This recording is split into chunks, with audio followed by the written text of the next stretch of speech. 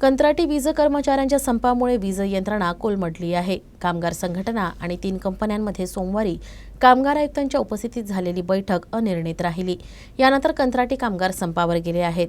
कर्मचाऱ्यांच्या मागण्यांच्या पूर्ततेसाठी संयुक्त कृती समितीने 28 फेब्रुवारीपासून 2 दिवसांचा संप आणि दुसऱ्या टप्प्यात म्हणजेच 5 मार्चपासून बेमुदत संप पुकारला आहे।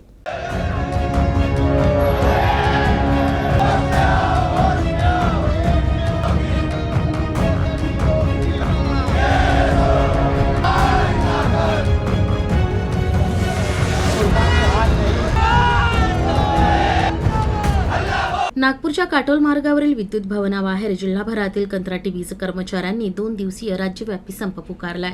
या आंदोलनात 3ही वीज कंपन्यांचे कंत्राटी कर्मचारी सहभागी झाले आहेत। बॅनर घेऊन हे कर्मचारी आंदोलन करतायत।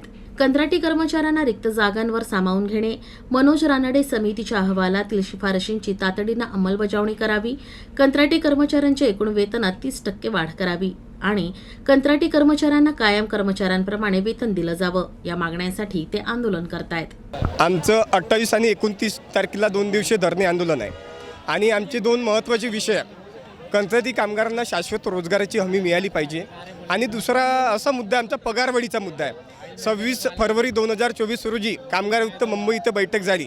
3 तास बैठक चालली। त्या बैठकीमध्ये कुठलाही तोडगा निघाला नाही। ऊर्जा मंत्री साहेबांनी यावर दखल घ्यावी अशी वारंवार विनंती करूनही या संदर्भात ते कोणतीही बैठक लावू इच्छित म्हणजे त्यांची इच्छा मनस्थिती सध्या तरी दिसत नाही आहे। जर त्यांची अशी इच्छा असेल की हा आंदोलन तीव्र गतीने आणि लोकांवर यांचा इफेक्ट जावा तर कदाचित त्या सर्व पूर्ण जबाबदारी जी आहे ते त्या ऊर्जा मंत्री साहेबांचीच राहील, कारण त्यांच्या इथूनच हे सगळे सुरुवात होत आहे। महावितरण, महापारेषण आणि महानिर्मिती कंपनीच्या कंत्राटी कामगारांनी प्रशासनाला 28 फेब्रुवारीपासून 48 तास आणि दुसऱ्या टप्प्यात 5 मार्चपासून संपाची नोटीस दिली होती।